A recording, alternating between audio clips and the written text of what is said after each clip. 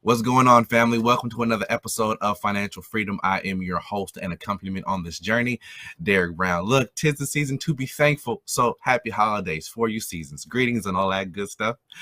This is actually the last episode in season 5. Can you believe it? Next episode is going to be season 6, y'all. We there. We doing it. All right, so thank you for that. Had to say thank you for that. We started in the midst of a pandemic and to inspire and inform, and y'all hung out with us. We went from 1 shows to over 35 shows and millions of views across the world. So thank you for that. I couldn't say thank you enough. Please keep following us and looking at our shows on one word, actually, at The Hope TV. The hook is just one word, at The Hope TV, all caps, one word. Look, we have a great episode for you all today. We're actually following up on a part 2.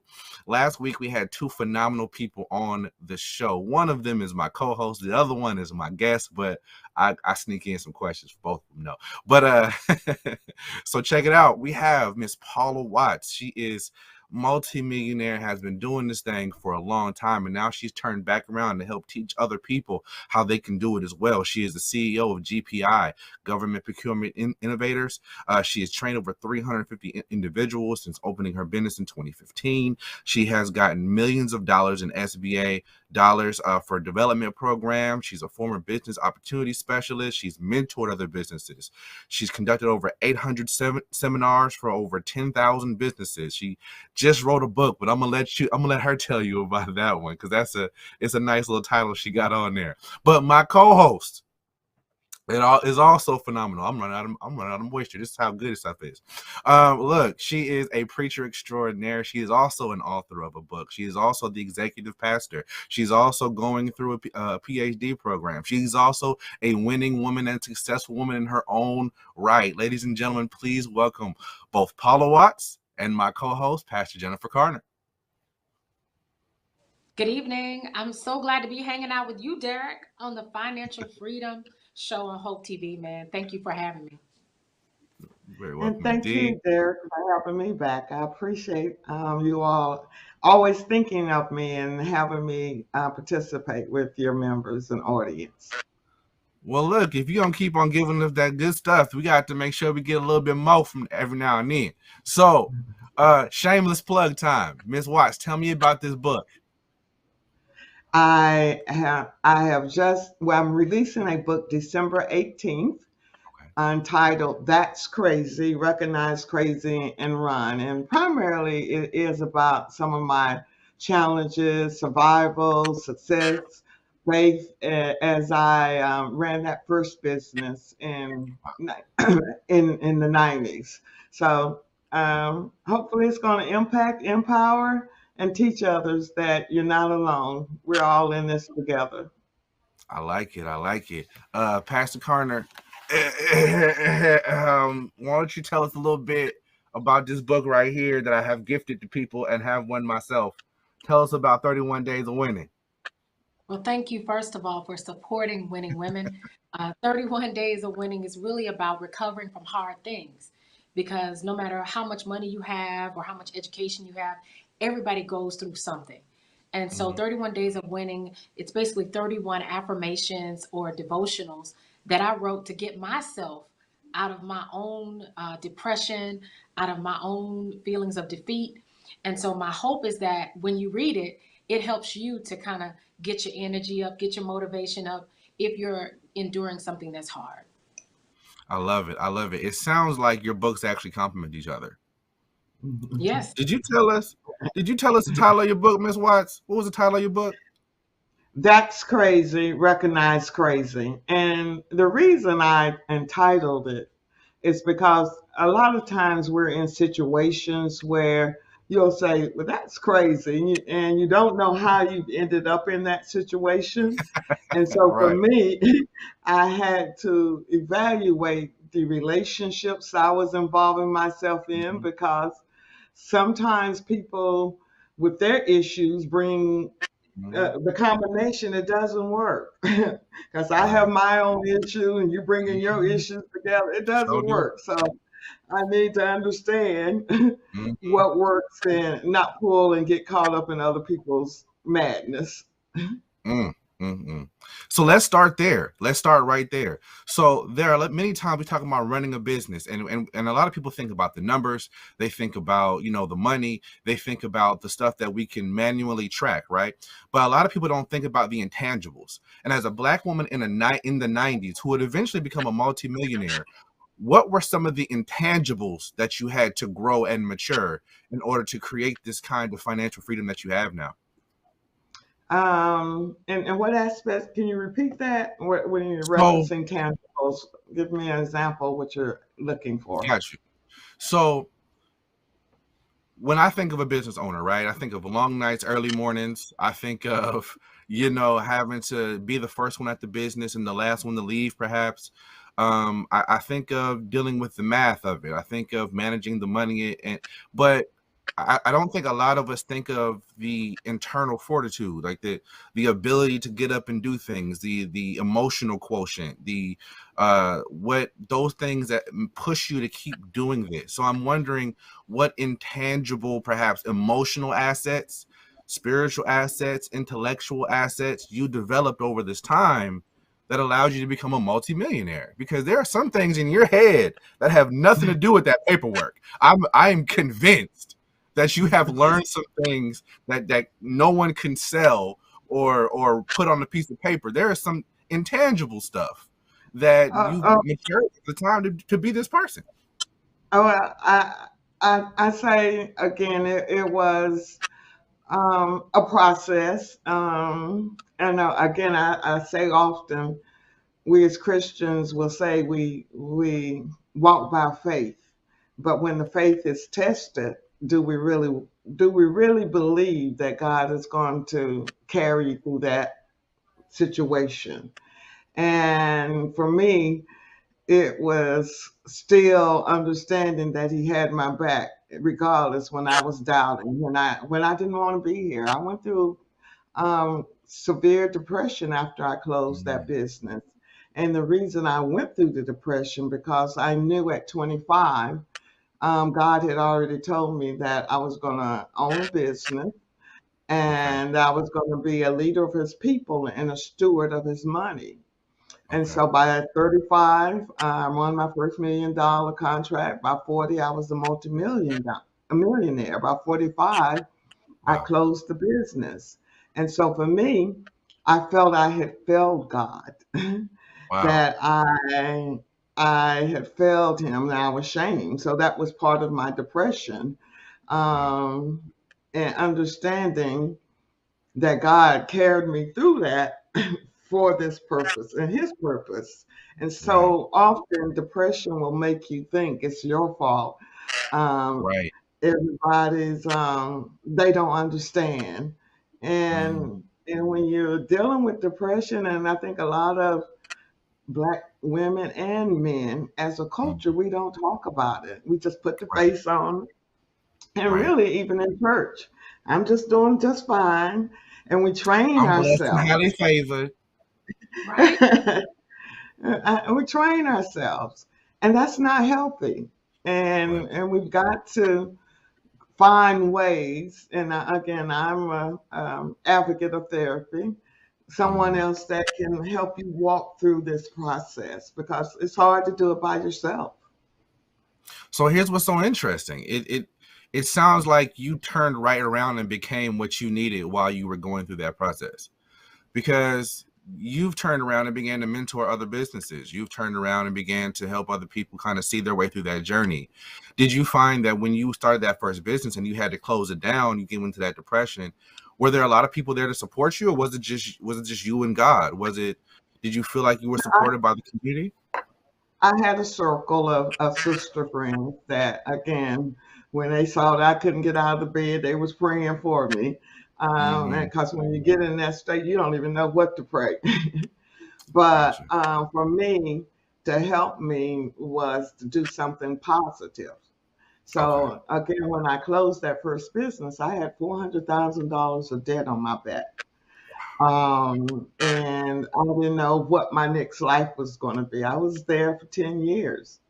Mm. So I started volunteering with SBA because I'm also strategic Okay. as a score counselor. And so when I start, and that's a volunteer mentorship program that SBA Okay. offers as one of their resource partners. I was just And about when to I ask you what that was. Go ahead. and when I started volunteering each week and telling people, you don't want to do this, this is what I went through, people were Mm. looking at me saying, "Oh, you know something." Whereas in my mind, I thought I was a failure because I didn't reach my goal. My goal was to build that business up and sell it by 50. So Mm. when I had to close it, it's like, okay, well, what's my new goal? I don't know. Right.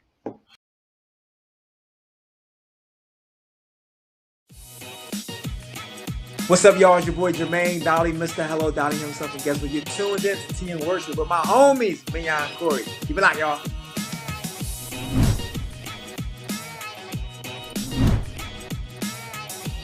Hey y'all, it's Candy West, and you're watching Tea and Worship with Mignon and Corey.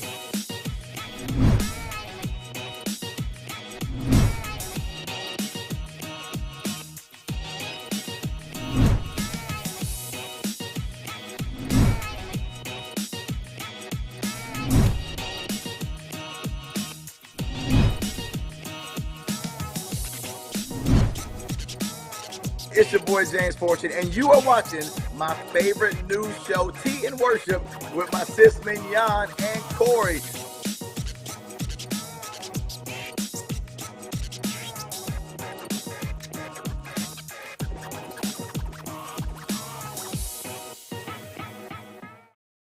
When I was in foster care, I never knew when I would have to move, so I always had my suitcase ready to go. Then one day, I was adopted. My new parents opened their hearts and home to me. My parents cook my favorite breakfast for me every morning. My parents take me on trips I never thought I would go on. They gave me a home and an even better reason to use that suitcase. My parents aren't perfect, but they're perfect for me.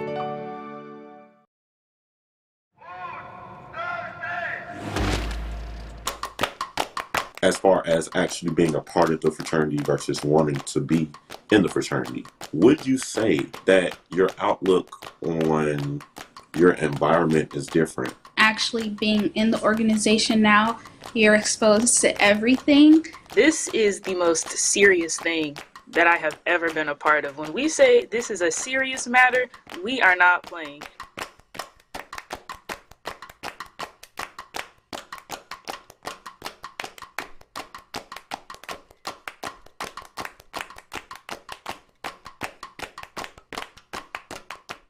So it sounds like you developed, you walked in with an unwavering confidence that, look, I got to do this. This is, you had a plan, you had a vision, you had confidence that this is what you're in your plan.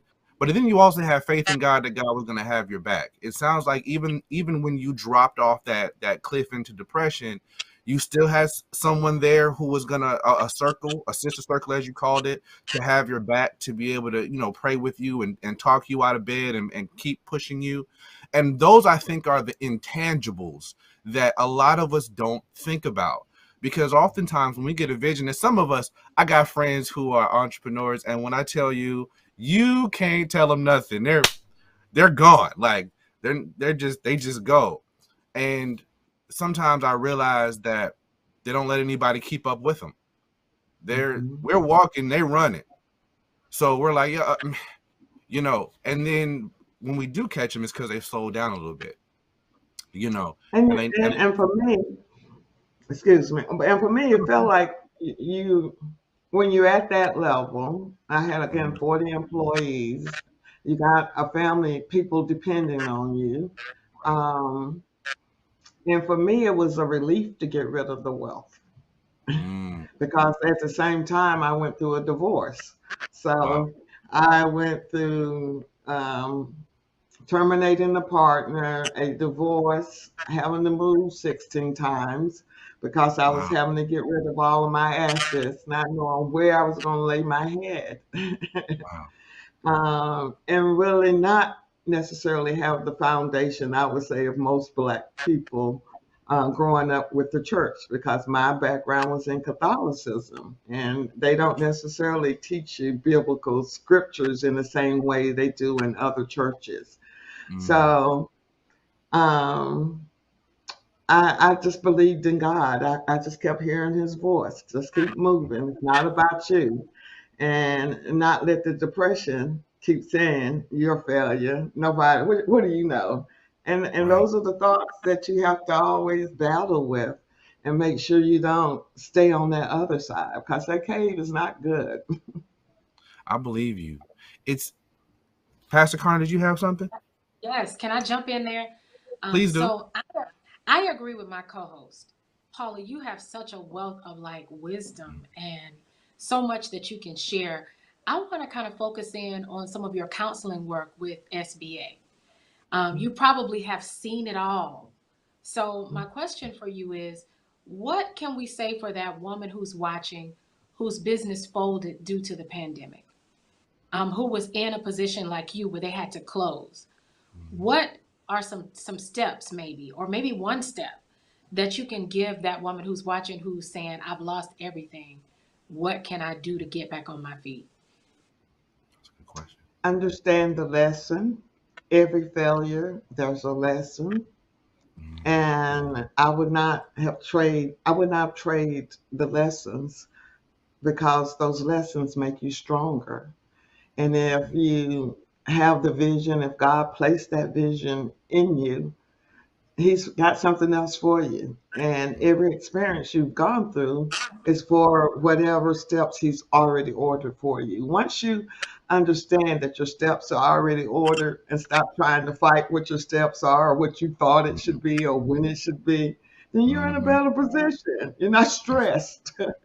mhm, Yeah, I mean, I'm thinking about women in their 20s and 30s, right? You talked about just how much of a businesswoman you were at just 35.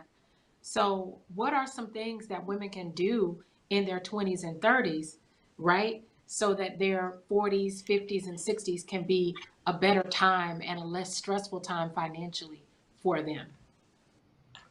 I would say have a goal. I'm about the 3, 5, 10 year goal.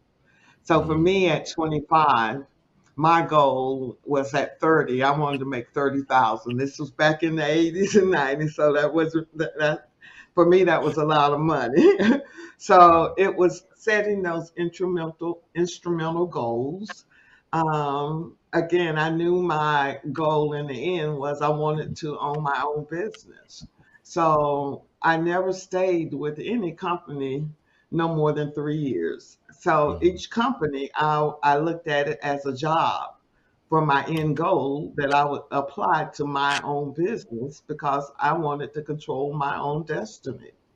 mhm. That's some good advice. Derek, what would you add? I mean, I can't I just- I can't add that. Look, I get caught up listening to y'all talk. I'm so sorry. Let me ask you this: while you've been on this path, let me ask: has there been people who were gatekeepers to your different levels? Um, were there men that were gatekeepers that tried to keep you out of certain spaces? And if so, how did you navigate around those circumstances? That's a good question. It is interesting because for me, my background coming from North Carolina and raised as a police officer's daughter, I Mm, always had a strong father figure. And so when I started that first business, I was very strategic mm, in choosing two men. And I mm, never looked at sexism along the way. What I looked at more so was the racism because that's what I experienced going through gotcha. college and through the different companies I've worked with. And Mhm. so for me, when I was hired in the in SBA, I was the only Black female there. And that Wow. was actually a good experience because Okay. men is not necessarily catty. I don't do catty.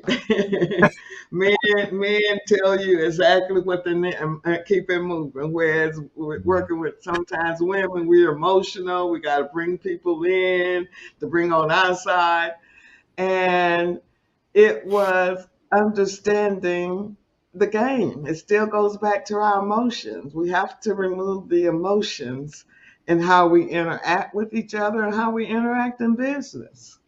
Mhm. That's Got pretty you. good. Got you. That's Yeah. always Mhm. interesting to know because there are some times where I would assume that and I have seen in my own experience how men have moved to keep people out of certain spaces. So sometimes I wrongly make the assumption that men are acting as the gatekeepers, and sometimes it's not. Sometimes it's other women or other people of our own ethnicity that are the gatekeeper more Yeah, than anybody else is. So that's always fascinating. absolutely. And even through this business, bringing on men, I'm not sure. The women tend to do the work. The men want to dictate or not necessarily get their hands wet Mm. or in the dirt. Men So want you to, saying we too busy trying to be pretty, and the women are too busy doing the work? we're doing the work. We're doing the work. Oh And goodness, man. I have the data to show it through my Oh, program. ouch, ouch. I don't. You know what? You know what? I don't like this question anymore. We about to move on. Anyway, so No, no, but what I found personally, again, I would like to say I'm a child of the civil rights, is that I feel like the Black men have lost their voice, and I want the Black men to step up. We're tired. It's like mm, you're in the background and pushing us forward, and that's not the order. The order mm, is the man and then the female, but we got to do what we have to do. We can't sit and wait. But in the meantime, we like for y'all to at least step in and help along the line, so at let's least talk about support. that. Let's talk about that. What ways should we be stepping in to not only support but help in this area? Well, I don't have children, but I do hear it from my students that do are dealing with children, just offsetting some of that balance. Mm, Um, letting letting them let that wife or girlfriend take the time out for themselves, because mm, if we don't have self-care, we're not good for anyone, children, you're right. husband, nobody. You're right. So allowing them that time, being considerate of that, it's not always up to them to make the decision of what needs to be what you have to eat for dinner. And I think for me, in going through the marriage and dating, I think when you have successful women, that sometimes can be intimidating. Mm, um, the ex-husband would call me, I'm working on $30 million proposal, asking me, what are we having for dinner? I don't know. Take something out the refrigerator. I don't know at this point. So I it's get you. understanding we're working together. Got you. Pastor Carter, you have something? So, yeah, so if I can ask a question about that, I think a Yeah. lot of women, they feel they have to choose between success or fame. And Mhm. so, Paula, I understand that you have had a relationship transition, but there were seasons in your life, I guess, where it did work. And so, can you give some advice to a young female African American entrepreneur who's watching and saying, do I have to choose? How can I make romance and relationships work while I'm on my grind? What would you It, say it, to that? it's a balance. and you have to find someone that have the same value system and same ambition. Um, I remember when I was going through therapy session, because I started the therapy session with the business when I was going through the two divorce, and my counselor was saying, "Well, you've chosen people who don't have your same value system." So that was one of the mistakes and repeated mistakes I kept making. It was choosing people who was valuing money, and that was not my primary value. So it's Thank you making for sure that you have the same value system. sharing that. Gotcha. That made Gotcha. me feel like I'm an old auntie over here, and I'm not that old yet now. Look, Auntie Paula, don't be acting all sedity now. We want all the juice. I want all the details. Don't be acting all sedity on me now.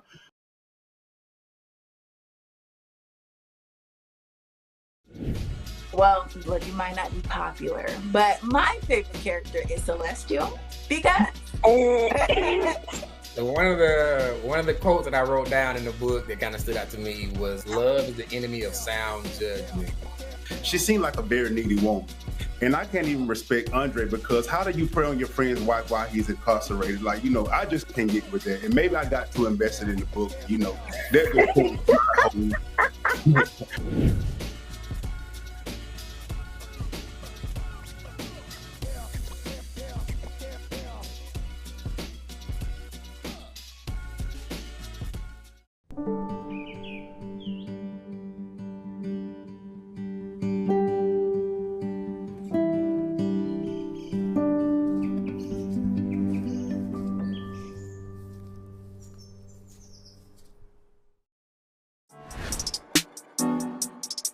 Is love transactional? What is it? It's so good when you loving somebody and somebody loves you back. You want that and somebody loves you back part. What is love? I feel like we just opened up the miseducation of Lauryn Hill.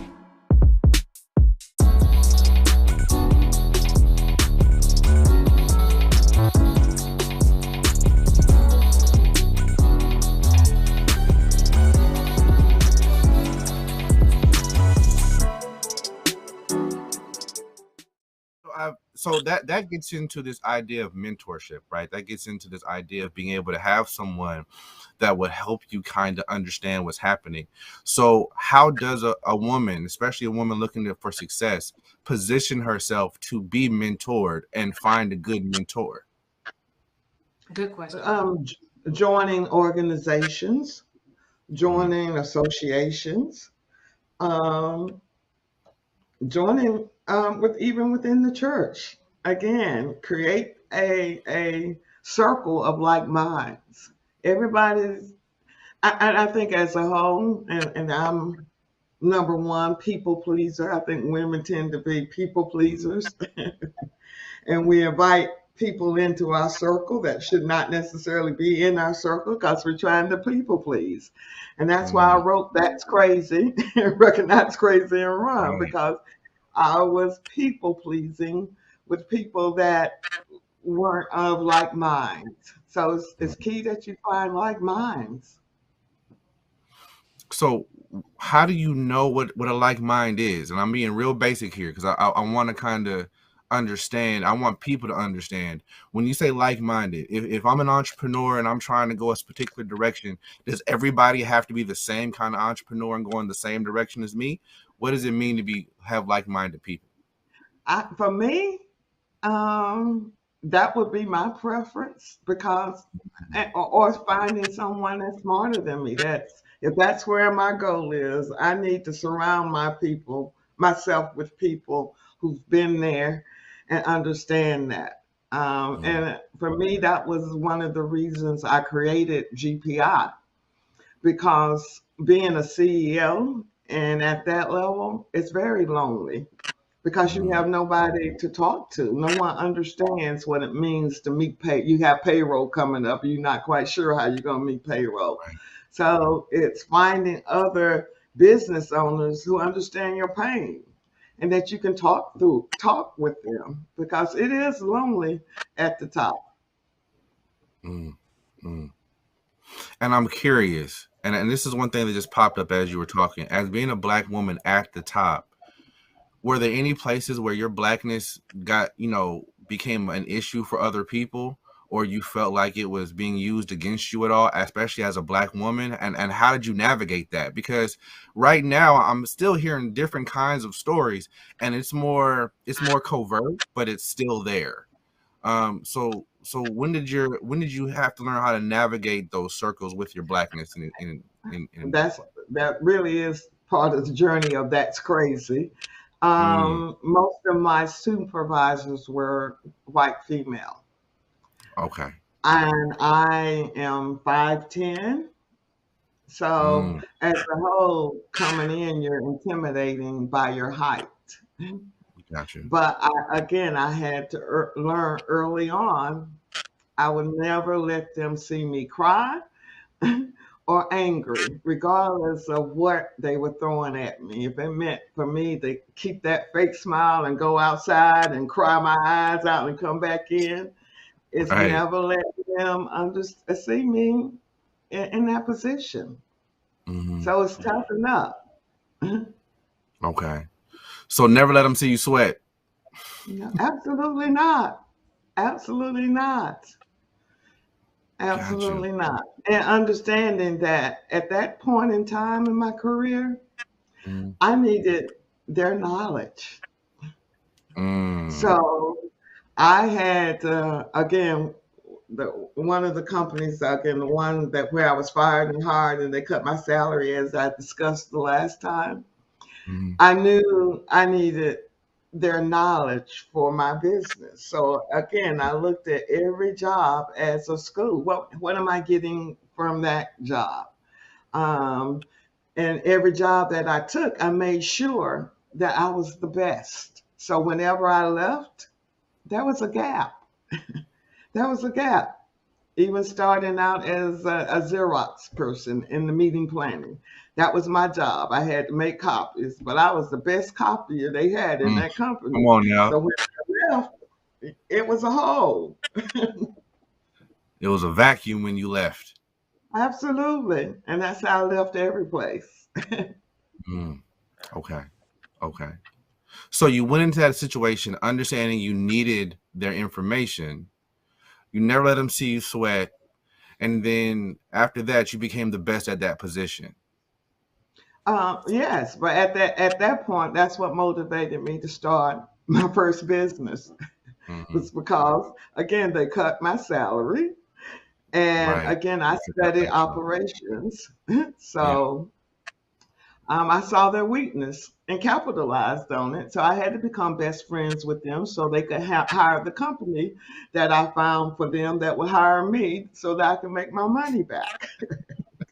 Come on, make it. That was so slick. Y'all, if you ain't seen the last episode of Financial Freedom where she tells you how she slick made thousands of dollars back, go back and watch our last episode, because she legit made sure she was gonna get paid. I loved it too. It was some West Wing stuff. I don't even know how to describe it. Anyway, but yeah, Pastor Carter, you got anything? Yes, so real quick, there was something that you said earlier that actually, Derek, made me remember a quote from last episode. And I put something she said today and that together. It sounds like you're saying, as an African-American woman, you have to make yourself invaluable to whatever organization you're a part of, right? But then I heard you talk about self-care. So you have to make yourself invaluable, but also don't lose yourself in that process. And make sure that you're still taking care of your health, your mental health, and your physical health. I mean, it doesn't get any better than that when you talk about strategy for winning, strategy for being successful. Make yourself invaluable, do your best work, be the best at what you do, but also when it's time to play, when it's time to rest, do that as well. So I think what I hear you saying is we have to be balanced, right? Absolutely. And my balance is hanging out with my friends and just laughing, calling them up, college friends, the people I've met along the journey, and just laughing. I love laughter. That's what got me through the dark days. And somebody coming up and calling and making me laugh about the situation, and understand that situation is only temporary. What it looks like today is not going to be tomorrow. And as long as you can keep that in your head and just push through that day, then you'll be okay. You'll be okay. Wow. Pastor Carter, what'd you say? Oh no, I said that's good advice. I think we're running out of time. I want to keep going, but I think we're running out of time. So I think we are actually, but let me ask just this last thing. You're an entrepreneur. I have entrepreneurial friends, but I'm not an entrepreneur. How do I support the entrepreneurs around me the best I can? Laughter. Take them out. Give them laughter, because entrepreneurship, you're so serious. You're just caught up in that business, on the grind, and you need that balance. Take them out. Dinner. Don't talk about business, because sometimes we get caught up. We just want to talk about business. It's not always about business. And it's just creating that support system, and providing a safe place. And for me, I think even in this second business that I'm in, God learns how to humble you, meaning I've always been self-sufficient. I've always been independent. And when I got to a point where I couldn't pay my mortgage, God humbled me to ask. I didn't want to ask. Fortunately, I had a sister friend that saw my face and knew something was going on, and she offered. She offered it. And so what it taught me is, it's okay to ask for help, even when you don't like it. That's uncomfortable. And be grateful that you have friends that can support you. I had one of my best friends said to me, "Here's $5,000. Don't worry about when you can pay it back to me. I want you to get 6 months of reserve before you start thinking about paying me back." So surrounding yourself with those people who support and love you for you, and there with you, the good or the bad. Got you. I just need somebody to come alongside me and be like, "Here, Derek, here's some money. Go pay off all them loans, and then get 6 months of reserves before you even have to think about anything else but your life." That's different than your example, but I'm just saying. Anyway, ladies, thank you so much for your time. Pastor Jennifer Carter, the preaching machine, author of 31 Days of Winning. Please go get the book. It is on Amazon. It is worth your time. Miss Paula Watts, entrepreneur extraordinaire, multimillionaire coach, valuable resource to our community. Thank you so much. Thank you so much for being here, ladies.